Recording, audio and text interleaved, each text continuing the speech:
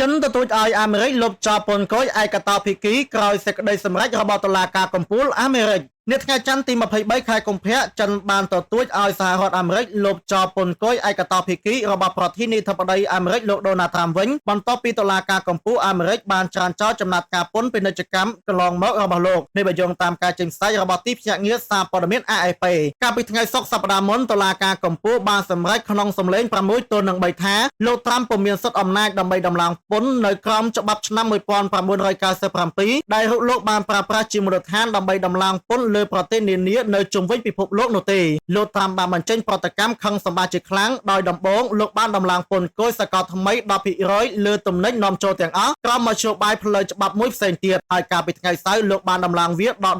15% នៅថ្ងៃច័ន្ទនេះក្រសួងពាណិជ្ជកម្មចិនបាននិយាយថាខ្លួនកំពុងធ្វើការវិតម្លៃគ្រប់ជ្រុងជ្រោយលើផលប៉ះពាល់នៃសេចក្តីសម្រេចរបស់តុលាការកំពូលអាមេរិកហើយអំពាវនាវឲ្យទីក្រុងវ៉ាស៊ីនតោនលុបចោលពន្ធគយរបស់ខ្លួនសេចក្តីថ្លែងការណ៍របស់ក្រសួងពាណិជ្ជកម្មចិនបានលើកឡើងថាចិនទទូចឲ្យអាមេរិកលុបចោលចំណាត់ការពន្ធឯកតោភាគីរបស់ខ្លួនដែលបានដាក់លើបណ្ដាដៃគូពាណិជ្ជកម្មបទពុំមានអ្នកឈ្នះក្នុងសង្គ្រាមពាណិជ្ជកម្មហើយគោលការណ៍គាំពៀនិយមមិនអាចនាំទៅរកលទ្ធផលល្អប្រសើរនោះទេគួរបញ្ជាក់ផងដែរថាពន្ធគយសកលថ្មី